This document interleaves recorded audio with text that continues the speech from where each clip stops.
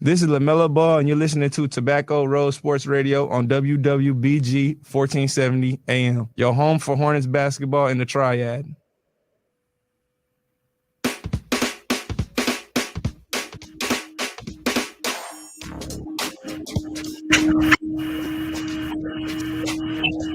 Welcome back into the Rundown. I'm your host, Desmond Johnson. You can catch us every Saturday morning here live on WWBG 1470 AM and, of course, online at tobaccoRoadSportsRadio.com. If you want to participate in the show, you can do so. Go to the YouTube channel, youtube.com/@Tobacco Road Sports Radio. You can comment, give us a hot take, give a question, whatever you feel like doing live, and we'll answer it on the air. Joining me right now is if I'm not mistaken, the 22nd head coach in North Carolina A&T Aggie football history, Coach Vincent Brown, joining the Rundown. Coach, how are you doing, man? Fantastic. How are you, Desmond? Doing good. Excited for the Aggies. I know that they're excited. A new chapter about to begin as they take off here into the Colonial Athletic Association next year with the football program. We got a chance to meet this past Monday during your introductory press conference with Chancellor Martin. A big deal for Aggie Nation. I know a lot of them are excited to get to know you a little bit better, not just as a coach, but as a person. I'm sure you know, just from being around the campus a little bit, it's a real family atmosphere. I've learned, I didn't go to school at A&T, but they've kind of adopted me over the past 2 years, and there's nothing like it. They are, in fact, the largest HBCU on earth, and they are very proud of that fact. What I wanted to do, though, was this Saturday morning get you into our Get to Know You segment. And for those that are familiar, we've had people such as Bubba Wallace and many others come in where they're expecting us to ask them questions about their sport. We're going to do a little of that, but really this is designed to get to know you better. So there might be nothing that's going to put you on the spot or get you in trouble with anybody, but there's going to be some stuff where you might have to think back a little bit and figure out the right answer for it. So if you're ready to rock and roll, we'll go ahead and dive right in. I'm ready to roll. All right, let's get it. So get to know Coach Vincent Brown. So Coach Brown, you played for the New England Patriots from 1988 to 1995, and you were considered one of the best inside linebackers in Patriots history. Who was your favorite linebacker growing up as a kid? Oh, wow. Probably there were two. Harry Carson with the New York Giants. Yeah, I remember. As I got a little older, and then Dick Butkus when I was younger. Yeah, you can't go wrong with either one of those. That's pretty good. Those two were, two of the more dominant linebackers to play the game. Would you say you patterned your game around like a Dick Butkus style of play, being inside linebacker? Absolutely. Punishing, downhill, try to take your head off type player. And, and back then that's the way the game was played. And he stood out, amongst a very violent bunch during that time. And, because you could literally do pretty much anything on the field when Butkus was running around, and they did. They pretty much did whatever they could to get the ball carrier down. I'm gonna flip that a little bit. If you could have played a position on offense, what would it have been and why? Running back. There you go. Running back, and back in my high school days, I actually played a little bit of running back until I fumbled a couple of times, and then they moved me back to the offensive line. That's usually how it goes. Yeah. But running back, one of those big punishing backs like Jim Brown, and that's kind of how I saw myself as an athlete. I felt a little Jim Brown in you like that. When you said running back, I was like, okay, I could see the resemblance. Y'all kind of built the same way. I could see how that could, I could see that. I could definitely see that. New head coach Vincent Brown from the North Carolina A&T Aggies on the line here with us on the Rundown. Now, as a player, Coach Brown, you played in the AFC East for the Patriots. But which NFL team did you hate the most during your NFL career? Like, what was that team that just got on your nerves? Whenever you guys saw them, you were just like, okay, we're going to play today.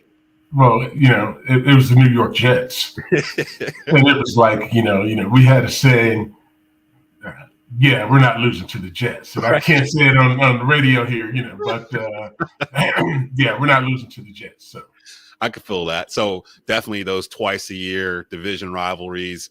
And during the period that you played from 88 to 95 too, they were still fairly competitive in that division. It's been the Patriots really for the past 20 plus years until the past couple. So a lot of dominance in that AFC East that really kind of began during your stretch when you were there.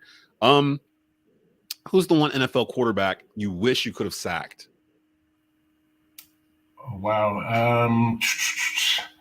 I actually got to a lot of the top guys during that time. Yeah. But let's see. I guess Randall Cunningham was pretty popular and hot at that time and was very difficult to tackle. I was about to say during that stretch, yeah, it'd been that'd have been like a trophy if you could have ran down Randall, because I kind of compare of course people know we do a lot of Panther coverage here.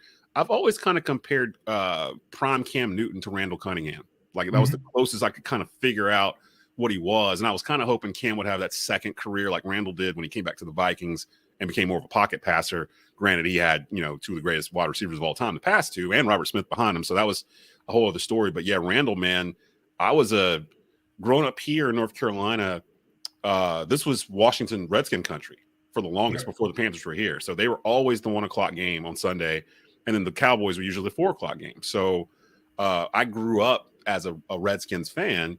And then around really when Dallas got Jimmy Johnson, I switched to Dallas. And I was a Dallas fan for a bit until 95 when the Panthers got here. And I came home. And I've been a Panther fan ever since.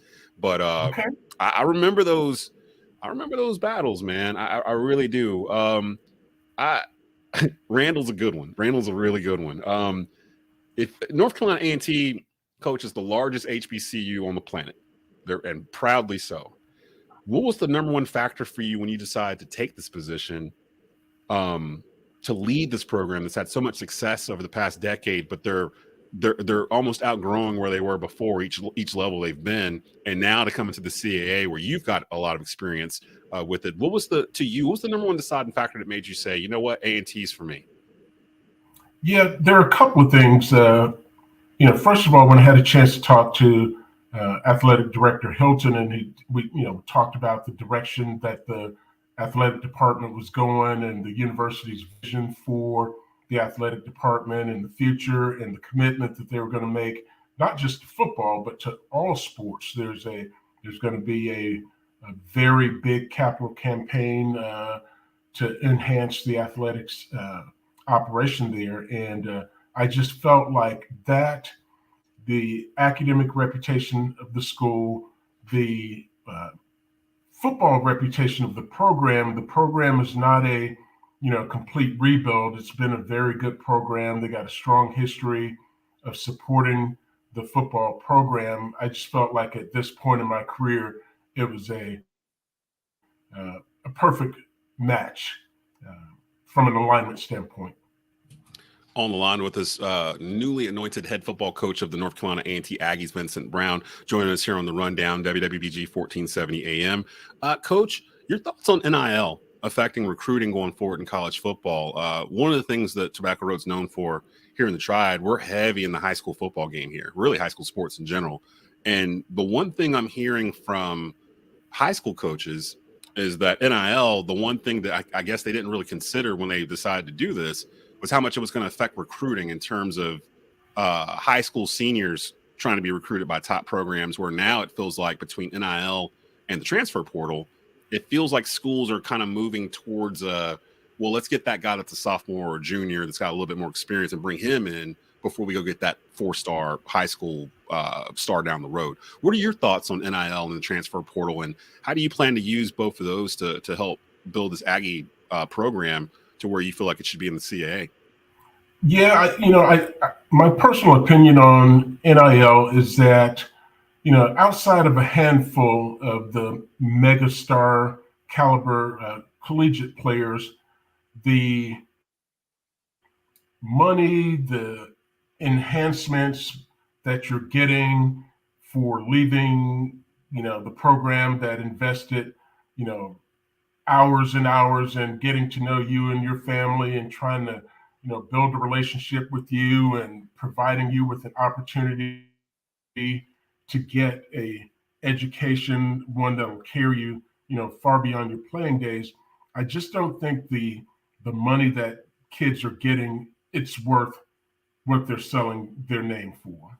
And essentially that's what they're doing. They're selling their name to the highest bidder.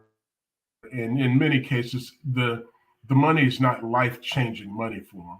And so I think the central mission of why you go to college to play football is to get your education. Football is just the vehicle which is paying for it.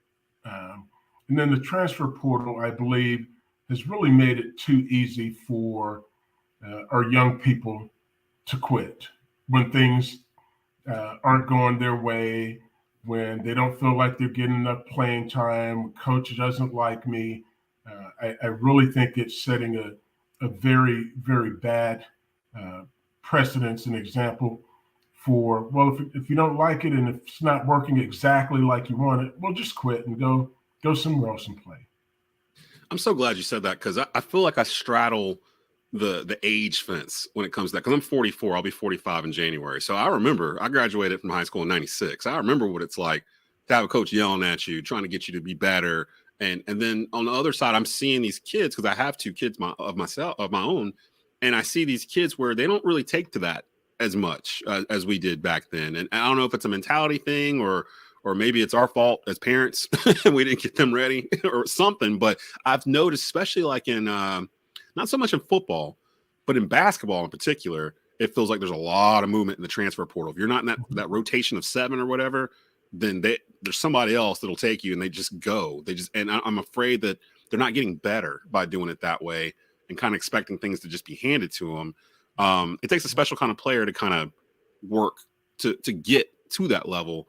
And you're much, much more successful in life when you have that type of mentality. So I'm glad that you phrased it the way you did.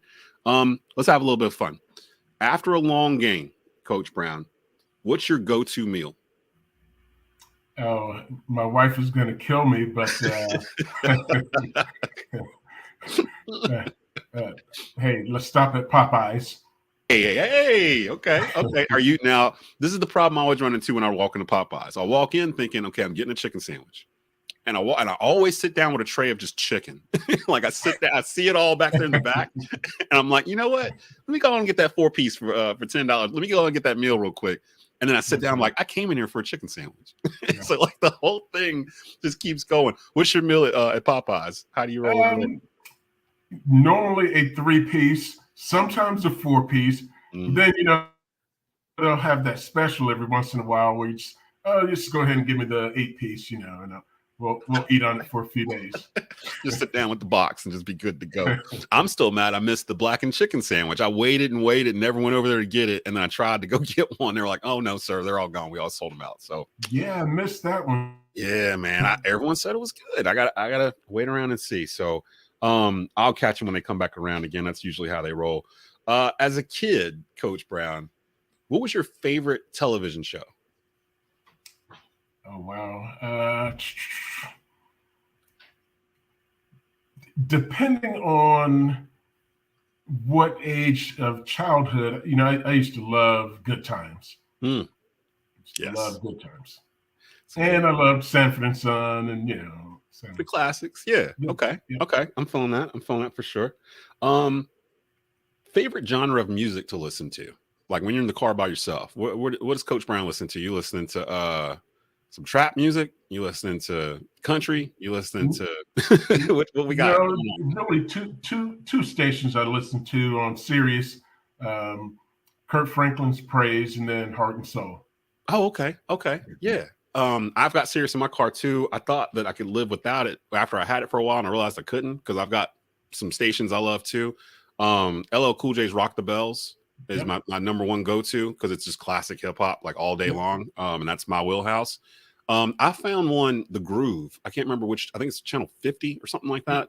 Mm-hmm. They play a lot of old school R&B from like the 70s and the 80s, and that's kind of my thing too. So I usually stay right there around Rock the Bells or The Groove, and then of course ESPN. I'm on ESPN like nonstop, so that's definitely good too. Your nickname is The Undertaker. I didn't know this until Monday. Your nickname is The Undertaker. It's even on your Wikipedia page. And so I thought about it. I was like, okay, his nickname's The Undertaker. who in Coach Brown's eyes is the greatest wrestler of all time? Oh, wow. Greatest wrestler of all time? Man, I'd probably say the American Dream, Dusty Rhodes. Boy, man, you just found a spot in my heart, I swear. Dusty is up there with me. Me and my grandfather would watch, NWA wrestling or Jim Crockett, that kind of stuff, like back in the day. Dusty Rhodes, Magnum TA, the Four Horsemen, all that good stuff. And yeah, man, I pretty much cried myself to sleep the night that the Horseman broke Dusty's leg in that cage. That was back when it was real. It was real to me. That's right. So let me give you some situational stuff outside of your sport. Let's say it's the NBA.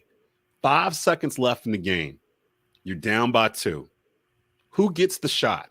Steph Curry, Michael Jordan, LeBron James, or Larry Bird?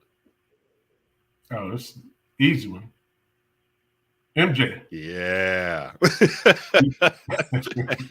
the narrative right now going, because LeBron's like, I think he's less than 500 points away from surpassing Kareem as the top scorer in NBA history.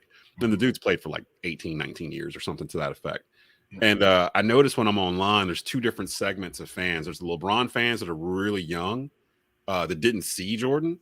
And then there's those of us that have watched both of their careers. So we can kind of compare them really, like we saw them all. And for me, it's no comparison. It's like, yes, LeBron, top 5, top 6 player of all time. Yeah. But Jordan was just something else. Like Jordan made players fear him. Like, I don't think players fear LeBron, but Jordan literally had that fear, like his own teammates like would fear him because he was so good. I don't know if we're going to see anything like that again. I love asking this to football coaches. Coin toss, middle of the field. You win. Are you a defer or are you a receive coach? We are going to take the ball.